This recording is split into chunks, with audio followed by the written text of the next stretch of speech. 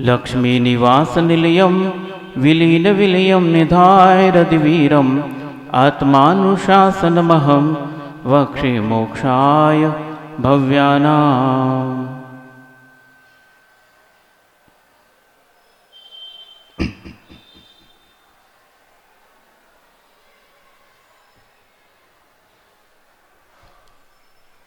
पिछले कुछ दिनों से दुख के बारे में और शोक के बारे में हम सब मिलकर विचार कर रहे हैं, और यह परिणाम जो दुख और शोक रूप है वह असाता वेदनी के बंध के कारण है। इस प्रकार आचार्यों ने इसका वर्णन किया है और कुछ दिनों से हम इसके बारे में समझ रहे हैं। असाता वेदनी के और भी बहुत से कारण हैं, लेकिन सूत्र में 4 या 5 कारणों का वर्णन किया है। दुख और शोक के बाद एक कारण और आता है, परिणाम, जिसे ताप कहते हैं। ताप शब्द से ही समझ में आ जाता है, जिससे व्यक्ति को जलन होती है। ताप का अर्थ यही है ना, जैसे मान लो किसी के शरीर को आप छुओ और एकदम हाथ हटा लो, क्या हो गया? करंट तो नहीं लगा? नहीं, तुम्हारा शरीर आग की जैसे तप रहा है, अर्थात शरीर का टेम्परेचर बढ़ गया है।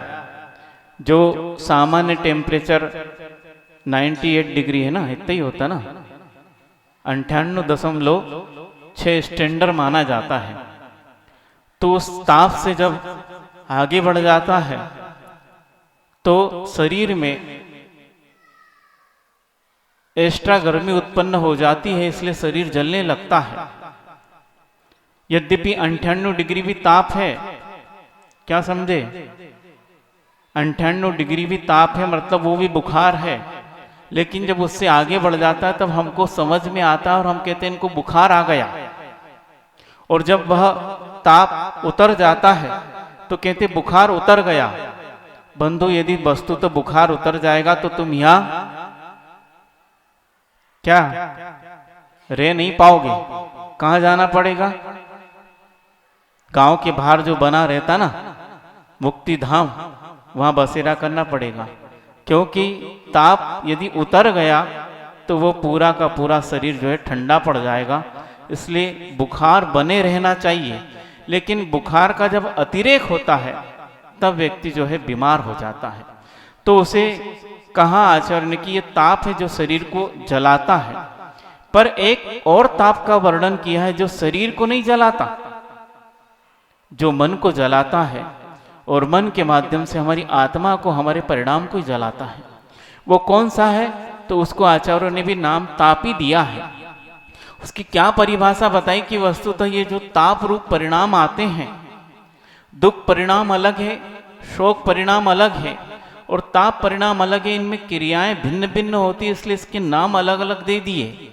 यद्यपि यह सब मिलकर असाता वेदनी के ही बंध के कारण है और सब में दुख होता है और दुख उत्तरोत्तर बढ़ता चला जाता है, इसलिए इनके नाम में भेद आ गया है। पहले हमने दुख और शोक के बारे में सुन लिया, अब ताप के बारे में सुनते कि ताप कैसे आता है। तो आचार्यों ने परिभाषा लिखी है कि जब कोई व्यक्ति किसी के द्वारा कहे गए कठोर वचन को सुनता है, या फिर उस व्यक्ति का जो है कोई निंदा करे और उसको सुनने में आ जाए, या उसकी जब निंदा हो जाती है अथवा उसका मान भंग हो जाता है, तब उस व्यक्ति का जो चित्त है ना बहुत कलुषित हो जाता है और उसके माध्यम से अंदर ही अंदर जो जलन रूप परिणाम होते हैं उसको आचार्य ने कहा यह ताप है। क्योंकि जलन हो रही है, मन जल रहा है, आत्मा जल रही है, एक समय के लिए भी उसको चैन नहीं आता है। वह ये विचार करता है कि मुझे कठोर शब्द कहे गए हैं, ये शब्द मेरे लिए कहे गए हैं, मेरी निंदा की गई है, मेरा मान भंग हो गया है, मेरा सम्मान भंग हो गया है, इस प्रकार का जब विचार करता है तो उसके अंदर बहुत ही पीड़ा उत्पन्न हो जाती है। ये मेरे लिए किया जा रहा है, इस प्रकार वह अपने आप पे आरोपित कर लेता है और अंदर ही अंदर उसको जलन होती है और उस जलन का नाम है ताप। और उसके माध्यम से यह आचार्य कह रहे कि उसके माध्यम से असाता वेदनी का बहुत ही प्रगाढ़ तीव्र बंध होता है। यद्यपि ये जो क्रिया हुई है, जो इसका सम्मान भंग हुआ है, उसके लिए कठोर वचन कहे जा रहे हैं, जिसके माध्यम से उसे दुख का अनुभव हो रहा है, वो असाता वेदनी की उदीर्णा के कारण हो रहा है। अब असाता वेदनी की उदीर्णा के कारण ये कार्य हुआ और उसके द्वारा परिणाम भी वैसे ही कलुषित हो जाते हैं, तो पुनः असाता का हम बंद कर लेते हैं। आचार्य ने वर्णन किया है। यद्यपि एक और जलन की बात आचार्य ने कही है कि वहां भी जलन होती है। यहां जलन है, बहुत ध्यान से सुनना कि व्यक्तियों के विचारों के माध्यम से किस प्रकार हमारे परिणामों में अंतर आ जाता है, हमारी क्रियाओं में अंतर आ जाता है। विचारों का भेद है। यहां भी जलन हो रही है, यहां भी जलन हो रही है। उसे वो विचार कर रहा है कि मेरी निंदा की गई है, मेरे लिए कठोर वचन कहे गए हैं, मेरा सम्मान भंग हो गया है। अभी तक तो मैंने जीवन में बहुत अच्छा काम किया था और सब प्रशंसा कर रहे थे, अचानक पता नहीं क्या हुआ, अब मेरा अपवाद होने लगा है और पूरे जगह जहां भी जाता हूं वहां मेरा अपवाद होता है। इस प्रकार का विचार कर रहा तो उसे पीड़ा हो रही है। ये एक जलन है जो अंदर ही अंदर हमें सालती है। लेकिन एक और आचार्य ने जलन की बात कही है। प्रतिगण पढ़ा है आप लोगों ने? 10 लक्षण में प्रतिगण तो कराते होंगे ना, जो कोई भी आता होगा, पर वो हिंदी का कराते हैं। जो कोई प्रतिमाधारी है उनने संस्कृत का प्रतिगण पढ़ा होगा। उस प्रतिगण में भी एक जलन की बात आती है। लेकिन देखिए जमीन आसमान का उसमें फर्क है कि व्यक्ति कैसे विचार करता है।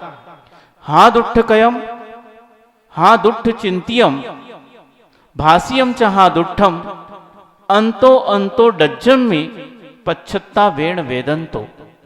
अंतो अंतो डज्जम्मी, अंदर ही अंदर भगवान में जल रहा हूं। क्यों जल रहे हो भैया? क्या कारण हो गया है? इस जलन का कारण क्या है? प्रयोजन क्या है? इसके पीछे तुमने क्या विचार किया है? उस विचार की महत्वपूर्णता है। जलन वहां भी हो रही है लेकिन असाता का बंध कर रही है। जलन यहां भी है लेकिन असाता का बंध नहीं है। क्या बंध है हम समझते हैं। वह भी जलन परिणाम कर रहा है अंदर ही अंदर। अंतो अंतो डज्जम्मी, डंजम्मी का अर्थ जल रहा हूं, अंदर ही अंदर भगवान में जल रहा हूं। मेरा मन जल रहा है, ताप का अनुभव कर रहा है, संताप हो रहा है। किस लिए? हाँ दुष्ट कयम, हाँ भगवान मैंने अपनी काय के माध्यम से दुष्ट कार्य किया है। क्या परिणाम है? वो स्वीकार कर रहा है, हाँ भगवान मैंने अपने काय के माध्यम से दुष्ट क्रियाएं की हैं, जिन क्रियाओं के माध्यम से अन्य जीवों का हनन हो गया है, समाप्त हो गए हैं, अथवा मेरी क्रिया के द्वारा कई जीव दुख को प्राप्त हो गए हैं। मेरी क्रिया के द्वारा कई जीवों को जो है संकलेश का अनुभव हुआ है। इसलिए भगवान मैं इसका प्रतिगमन करता हूं। हाँ दुष्ट कयम, मैंने दुष्ट कार्य किया है, मैं स्वीकार करता हूं। हाँ दुष्ट चिंतियम, मैंने दुष्ट चिंतन किया है, दूसरों के बारे में अहित चिंतन किया है, दूसरों के लिए ठगने के लिए, छलने के लिए चिंतन किया है, दूसरों को किस प्रकार लूटा जाए, उन्हें किस प्रकार उल्लू बनाया जाए, उनके जीवन में किस प्रकार दुख आ जाए, इस प्रकार मैंने उनके विपरीत चिंतन किया है। ये स्वीकार करता हूं मैंने दुष्ट चिंतन किया है। भाष्यम च हा दुष्टम, हाँ भगवान मैंने अपने वचन से बहुत ही दुष्ट वचनों का उपयोग किया है, कठोर वचनों का उपयोग किया है, निंदा रूप वचनों का उपयोग किया है, कई लोगों को गाली दी है। इस प्रकार मेरे वचनों के द्वारा उन्हें संताप पहुंचाया है। मैं स्वीकार करता हूं अंतो अंतो डज्जम्मी, और इस कारण हाँ दुष्ट का मैं दुष्ट कार्य किया है, दुष्ट वचनों का उपयोग किया है और दुष्ट चिंतन किया है। उसके कारण मैं अंदर ही अंदर संताप को प्राप्त हुआ हूं। मेरे अंदर ही अंदर जलन हो रही है, मेरा मन जल रहा है। किसके कारण? पश्चाताप के कारण, संताप के कारण, ताप के कारण मेरा मन जल रहा है।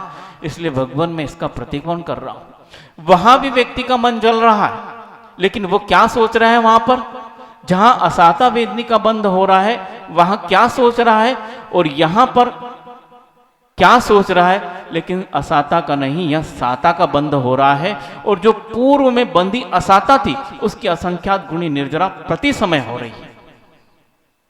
लेकिन वहां ऐसा नहीं है, जलन दोनों में है। लेकिन वहां सोचता क्या है? मेरे लिए कठोर वचन कहे गए, इस व्यक्ति ने मेरी निंदा की है, इस व्यक्ति ने मेरे सम्मान को भंग कर दिया है, मुझे अपमानित किया है, इस बेकार का यह कार्य कर रहे हैं, ऐसा मैंने इनके लिए क्या कर दिया जो ये लोग मेरे लिए ऐसा कर रहे हैं? ये विचार वो कर रहा है। इसलिए आचार्य कह रहे हैं ये विचार तुम्हारे योग्य नहीं है। दूसरे पर दोषारोपण कर रहे हो। मेरे असाता कर्म के उदय के कारण इस प्रकार का कार्य हुआ, ये विचार नहीं है आपके। विचार यह है उस व्यक्ति ने मुझे कठोर वचन कहे, उस व्यक्ति ने मेरे मान को भंग किया है, वो व्यक्ति मुझे दुख दे रहा है, मेरे ताप का संताप का कारण है। इस प्रकार जब निमित्त पर हम आधारित हो जाते हैं तो आचार्य कहते हैं उस वक्त आपका मन सांत्वना को प्राप्त नहीं होगा। उस मन में और प्रत्युत्तर जो है जलन पैदा होगी। और जब भी व्यक्ति सामने दिखेगा, उसने पूर्व में कार्य किया है, अभी वो कार्य नहीं कर रहा, लेकिन सामने दिखेगा और आपके मन में और तीव्र जो है कषाय उत्पन्न हो जाएगी, उससे और तीव्र असाता का बंध होगा, क्योंकि आपके परिणाम कलुषित हो रहे हैं। किसके कारण हो रहे हैं? स्वयं के विचार के कारण। उस व्यक्ति ने मेरे लिए शब्द कहे हैं, उस व्यक्ति ने मेरे लिए अपमान किया है, वो सारे व्यक्ति मिलकर एक हो गए हैं और मेरे लिए जो है अकेला छोड़ दिया, मेरी निंदा करते हैं। वो कहावत कहते हैं ना, आप लोग क्या कहते हैं? चोर चोर मौसेरे भाई। अब तुम साहूकार हो, बहुत बड़े है ना, अपने आप को साहूकार। वो सारे चोर एक साथ मिल गए हैं और मेरे जैसे सज्जन की अब निंदा कर रहे हैं। देखिए किस प्रकार का जमाना आ गया है, इस प्रकार का संसार है, इस प्रकार की विचारधारा चल रही। एक समय के लिए परिणाम नहीं आया कि आखिर उस व्यक्ति की हिम्मत क्या जो मेरी निंदा कर दे, इन शब्दों में शक्ति क्या जो मुझे परेशान कर दे। ये तो मेरे स्वयं के असाता का उदय है जो मैं परेशान हो रहा हूं। ये मेरे किए हुए पूर्व कर्म का कार्य है, इसलिए मैं परेशान रहा हूं। ये विचार नहीं आ रहे हैं। वो व्यक्ति दूसरों को ही दोषी बना रहा है। इसलिए आचार्य करे ये ताप तेरे जीवन को भस्म कर देगा। लेकिन वो ताप, वो संताप जहां व्यक्ति स्वीकार करता है, ये व्यक्ति क्या कर पाएंगे? भगवान, इनका कोई दोष नहीं है, इनके पास शक्ति भी नहीं है। कोई ऐसा द्रव्य जो दूसरे द्रव्य को नाश कर दे, संसार में आज तक पैदा नहीं हुआ।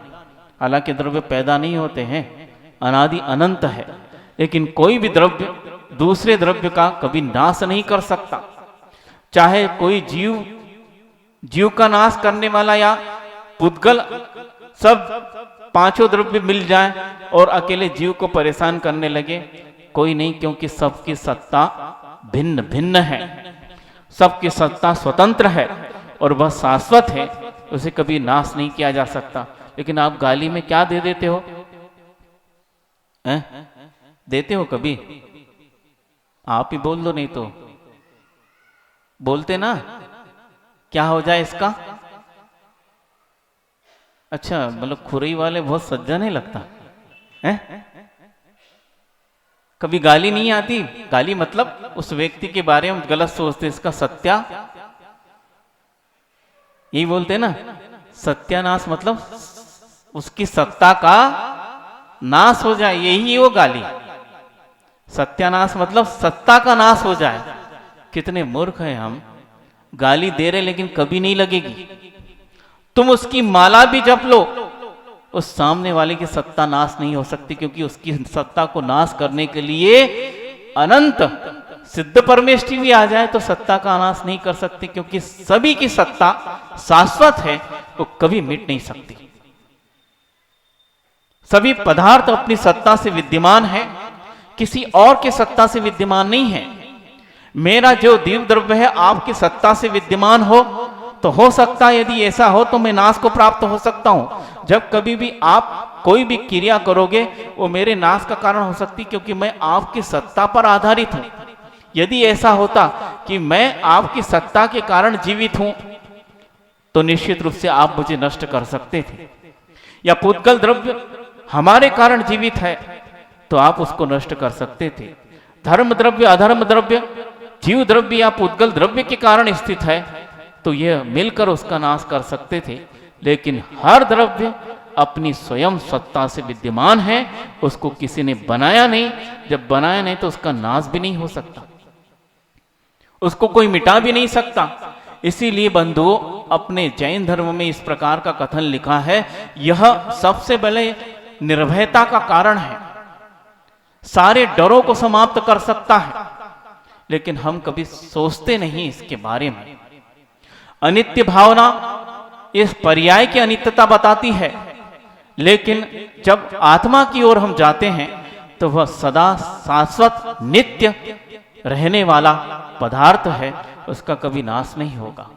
दोनों तरफ से आचार्यों ने हमारे लिए दिया है कि यदि मान लो बहुत ज्यादा इस संसार के उतल पुतल में दुख हो तो निश्चित रूप से अनित्य भावना का चिंतन करना। ये सारे के सारे संसार के पदार्थ और मेरे उत्पन्न होने वाले परिणाम अनित्य है।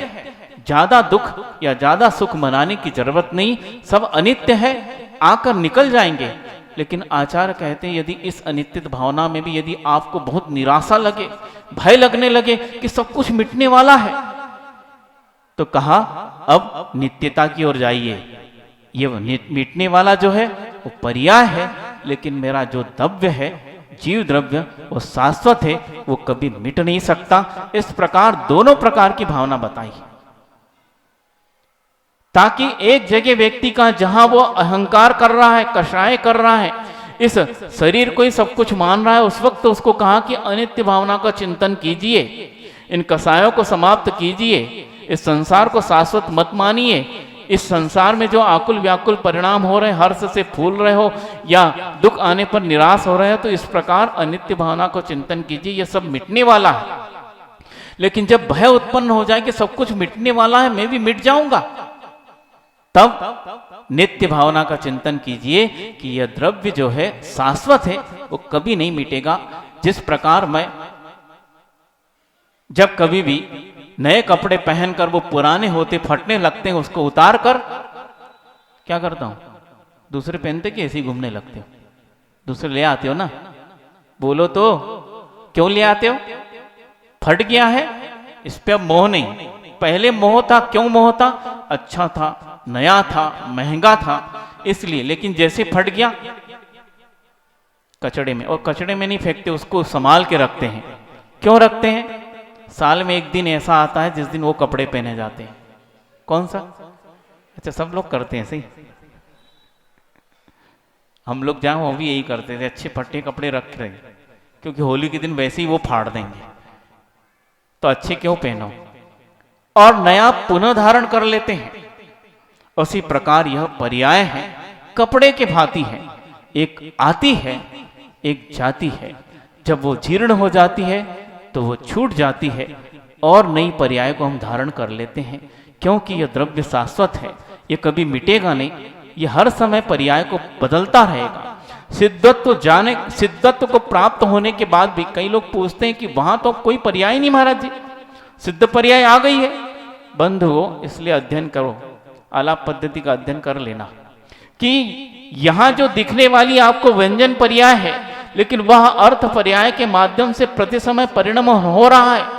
अगुरु लघु गुण ऐसा है जो षड्गुणी हानि और षड्गुणी वृद्धि के द्वारा उन सिद्धत्व में भी प्रति समय परिवर्तन कराता है।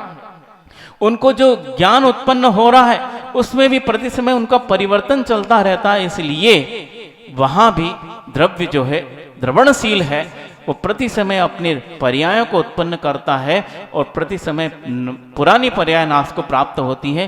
द्रव्य कभी अपना काम करना बंद नहीं करेगा। कब तक करेगा? अनादि से कर रहा है, अनंत काल तक करता रहेगा। इसलिए बंधुओं, भय को प्राप्त मत हो। तुम तो अनादि काल से आए हो, अनंत काल तक रहोगे। तुम्हारी सत्ता को कोई नाश नहीं कर सकता। फिर महाराज जी लोग गाली देते हैं, तो ये सब गाली देते हैं तो उस वक्त सोचना कि सब के सब मूर्ख हैं, पागल हैं, जो इस प्रकार की गाली दे रहे, जो कभी नहीं लगेगी, किसी को नहीं लगेगी, किसी काल में नहीं लगेगी, किसी क्षेत्र में नहीं लगे। तुम कितने भी बलशाली हो जाओ, लेकिन वह किसी कमजोर को गाली भी दे दो, वो लगेगी नहीं, क्योंकि किसी की सत्ता का नाश नहीं होता। इसीलिए उस व्यक्ति को ये विचार कभी नहीं आए कि हे भगवान, कि मेरे ही स्वयं कर्म का उदय है, ये व्यक्ति मेरे लिए कौन सा अपमान कर सकते हैं, ये व्यक्ति मेरे लिए कौन से कठोर वचन कह सकते हैं, ये व्यक्ति मेरे लिए कोई भी असाता का काम नहीं कर सकते जब तक मेरा कर्म उदय नहीं आएगा। मेरे स्वयं असाता का कर्म उदय नहीं आएगा जब तक ये व्यक्ति मुझे दुख दे ही नहीं सकते। और जब मेरे कर्म का उदय आया तो ये निमित्त बने, इन्होंने थोड़ी दुख दिया। ये विचार उसको नहीं आ रहे हैं, वह दूसरों पर उस बात को थोप रहा है। इसलिए आचार्य कहते हैं ये परिणाम जो है तुम्हारे ताप के परिणाम है, इससे असाता वेदनी का और तीव्र बंध होगा।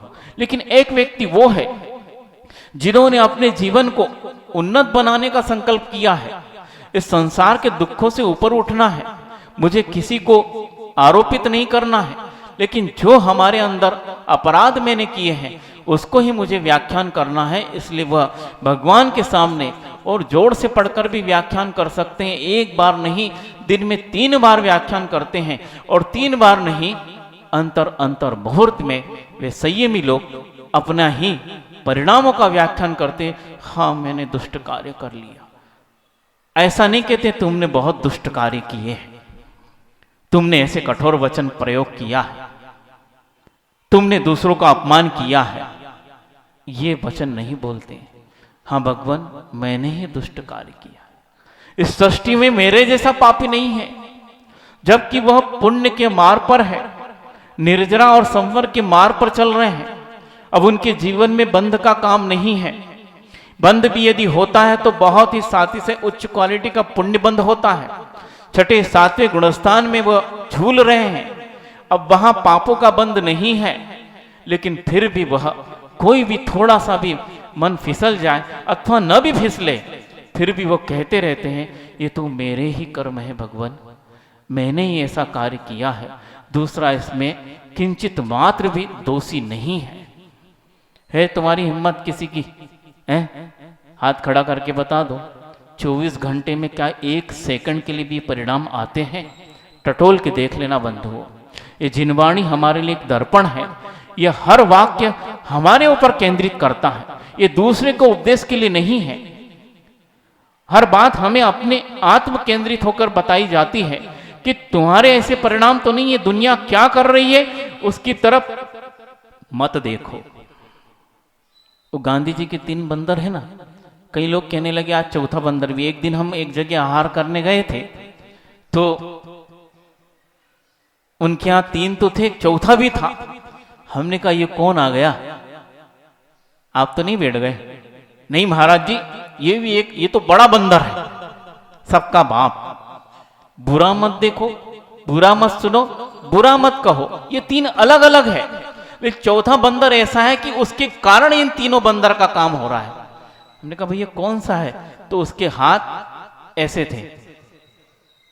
किसके रहते हैं ऐसे हाथ? बोलो। बुरा मत सुनो तो दोनों कान में होना चाहिए, एक में क्यों है? हाथ समझ रहे कैसा है? बोलो, बोलो। तो डर लग रहा है क्या? इसलिए लग रहा कि महाराज जी यदि कहोगे तो हम सब उसी बंदर में शामिल हैं। एक बेटा कोई भी नहीं होगा। है कोई ऐसा? हाथ खड़ा कर दो जिसको मेरे पास वो सामान नहीं है, सबके पास है। तो चौथे बंदर आप बन गए और सबसे बड़े बंदर बन गए, क्योंकि इसके कारण ये सारे बंदर बदनाम हो रहे हैं। अब सारे काम उनके अंदर आ रहे हैं, वो अब बुरा भी देखते हैं क्योंकि उसमें सब बुरा ही दिखता है। 1-2% अच्छा दिखता हो, बाकी बहुत बुरा दिखता है। इसलिए बुरा मत देखो, गया। बुरा मत सुनो, अब जब दिख रहा तो सुनाएगा भी बुरा। अब जब देखेंगे और सुनेंगे तो आपकी आदत बन जाएगी बुरा बुरा कहने की।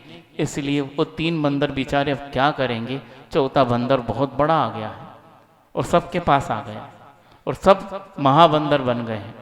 तो इस प्रकार वह व्यक्ति क्या कहते हैं, क्यों उदाहरण दिया, कहाँ चले गए हम? तुम्हारे यहाँ खुरे में गलियां ज्यादा भटक जाते हैं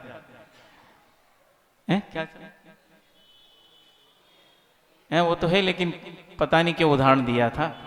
तो इस प्रकार वह व्यक्ति जो प्रतिक्रमण कर रहे हैं वे अपने आप को दोषी मानते हैं, दूसरे व्यक्ति को नहीं।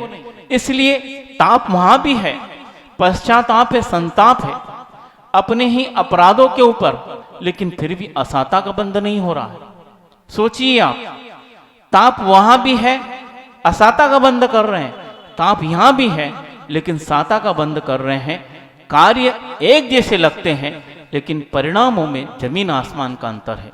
यदि ताप ही करना है, आपकी आदत पड़ गई है, अंदर अंदर जलना ही है, तो इस विधा से जलो, इस मार्ग से जलो कि हाँ भगवान मैंने किया है, दूसरे को मैं दोषी क्यों ठहराऊं?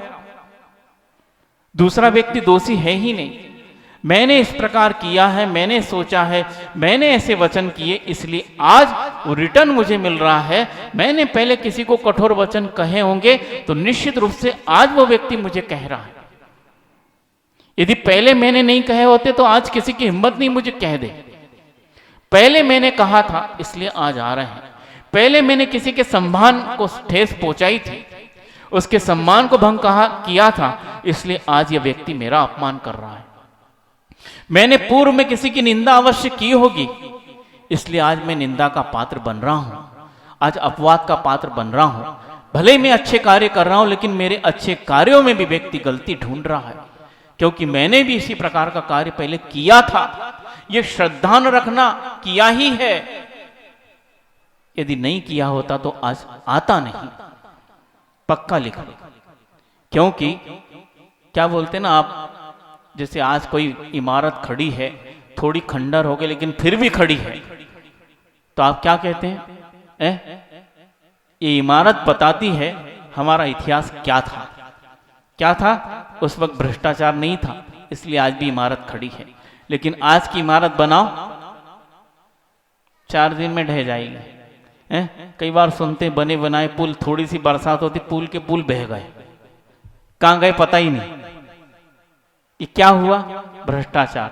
तो इतिहास उस व्यक्ति को देखकर बताता है तुमने इतिहास में क्या किया।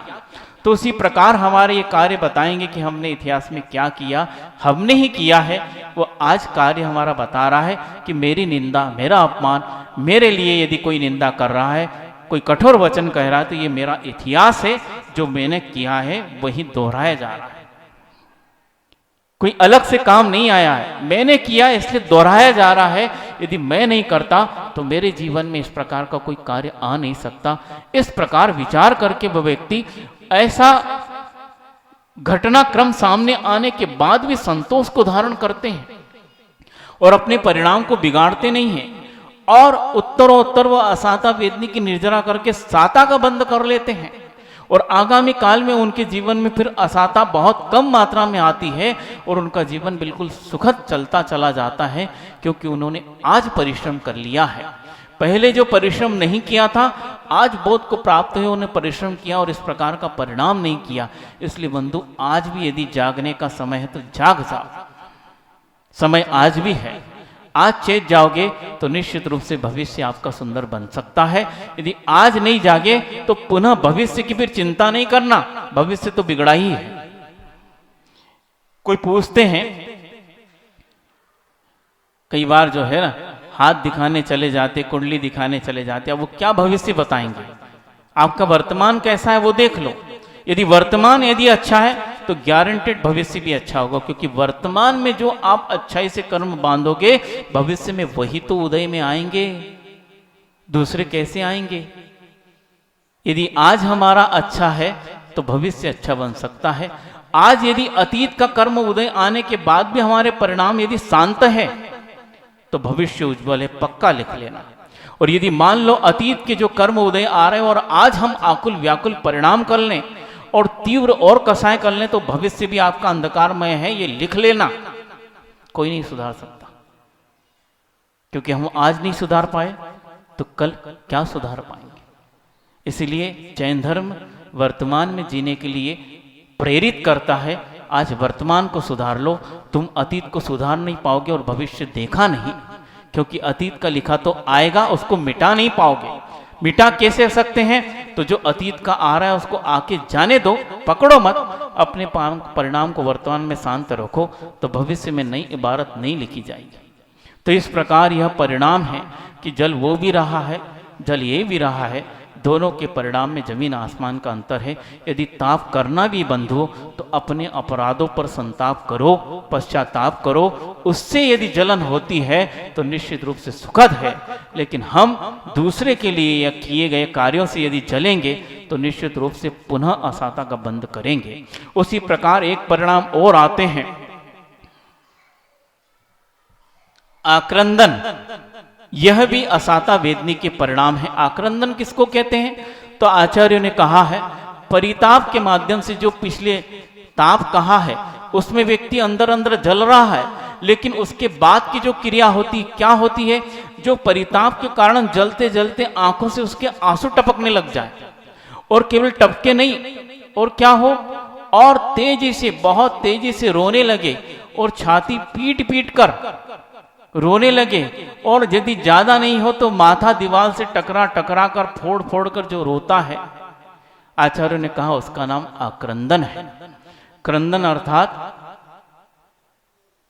रोना तो है, चीखते हुए चिल्लाते हुए रोना। कुछ लोग ऐसे रोते जिनका रोना दिखता नहीं है, आंसू आ जाते, टपक जाते हैं, दिखते नहीं है। लेकिन कुछ व्यक्ति के ऐसे रहते हैं कि चीखते ज्यादा है, आंसू दिखते नहीं है। देख लेना, कई बच्चे ऐसे एकदम ऐसे भयंकर चिल्लाएंगे और बहुत तकलीफ हो गई, आंसू आ गए होंगे, देखते हैं तो आंसू एक माम के भी नहीं, लेकिन चीख ज्यादा रहे हैं। इसको आचार्य ने कहा आक्रंदन है।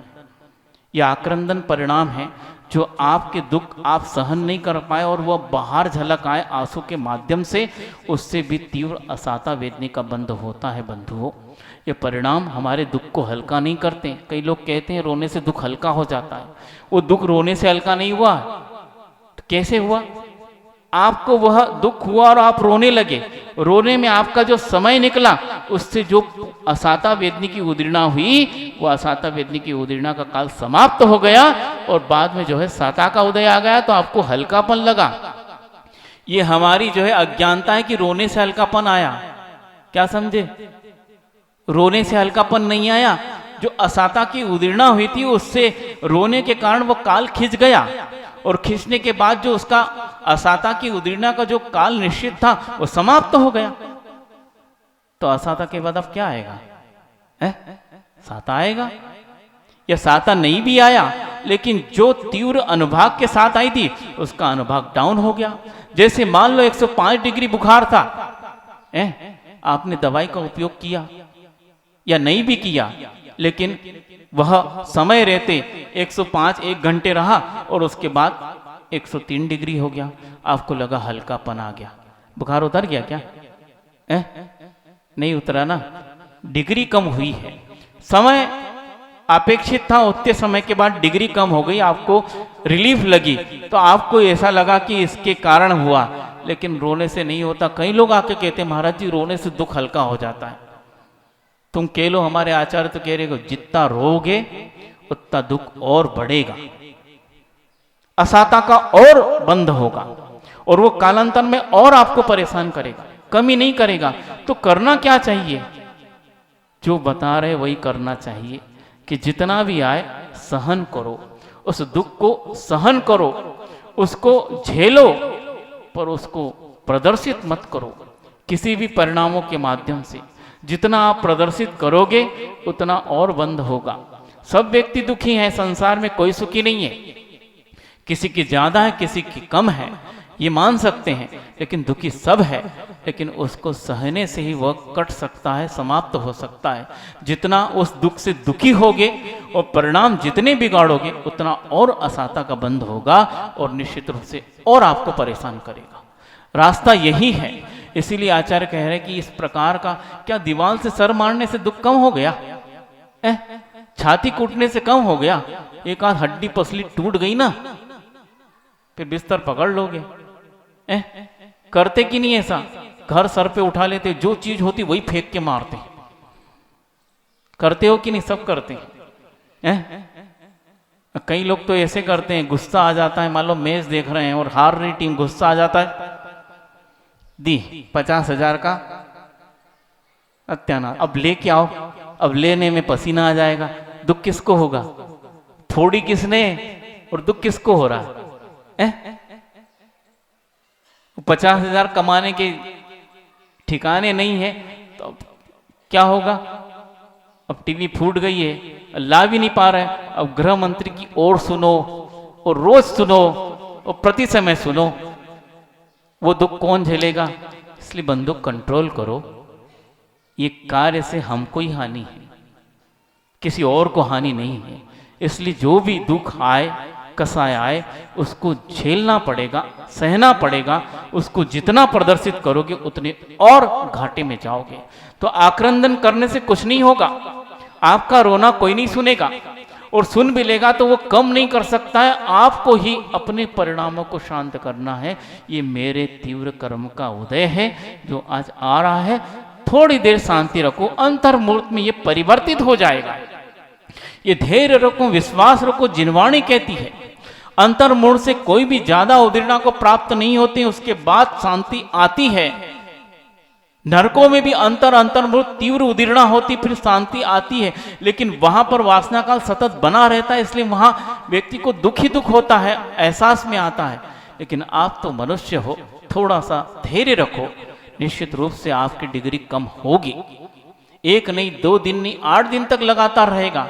8 के दिन के बाद तो बुखार उतरेगा, उसकी भी कैपेसिटी है, वो कितना चढ़ेगा वो भी उतरेगा। इसलिए केवल धैर्य रखना पड़ेगा, और धैर्य रखने से हमारे परिणाम में शांति आती है। और जो उससे कर्म बंद होता है, वह कर्म ही उस पाप कर्म को शिक्षा देता है।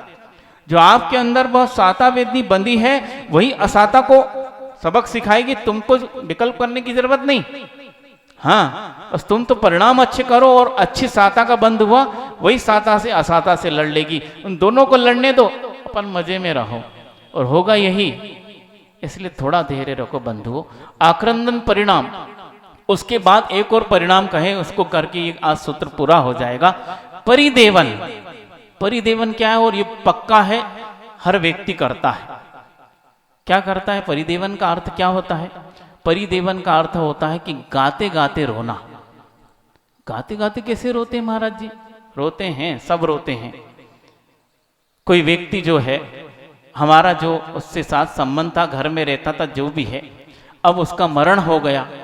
अब मरण हो गया तो अब भैया सब लोग देखने आए हैं, सब देख रहे हैं, अब रो रहे हैं, रोते रोते, कितने अच्छे थे, चले गए, मेरा कितना हित करते थे, मेरे लिए अच्छा अच्छा सामान ले आते थे, मेरा बहुत ध्यान रखते थे, पूरे परिवार का ध्यान रखते थे, सब कुछ करते थे, बहुत अच्छे। भगवान को भी क्या हो गया? भगवान के ऊपर दोष। अच्छे व्यक्ति को जल्दी उठा लेता है, बहुत बढ़िया। वो बेचारा जो है, वो जो मर गया है, वो व्यक्ति अंतर्मुहूर्त नहीं, 3 समय में उसका जन्म, अधिक से अधिक 2 समय में अथवा 3 समय में जन्म हो जाएगा। वो ऊपर से मान लो जो उसको यदि अवधि ज्ञान प्राप्त हो गया, ऊपर से देख रहा, देखो कितनी मायाचारी है यार, जब तक मैं जिंदा रहा एक दिन भी तारीफ नहीं की, ताने और मारते रहे और बुराई करते रहे, सबके सामने निंदा करते रहे, और जब मर गया तो मेरी तारीफ हो रही है। क्योंकि मरने के बाद सबके आगे स्वर्गीय लिखा जाता है? क्या लिखा जाता है? जब मर जाते हैं फोटो पे क्या लिखा जाता है? स्वर्गीय। उसके पहले कोई किसी को स्वर्गीय नहीं कहता। महाराज जी कैसा कह दे स्वर्गीय? इतना तो कह सकते हैं, आप जो काम कर रहे स्वर्ग जाने का कर रहे हैं, ऐसा कोई नहीं कहता। नरक जाओगे ये गाली और दे देंगे। मर गए, स्वर्गीय लिख दिया, मतलब व्यक्ति की मरने के बाद ही तारीफ होगी। यदि तुमको तारीफ चाहिए, जो प्रशंसा के भूखे हैं, जिन्हें प्रशंसा चाहिए, तो क्या करना पड़ेगा?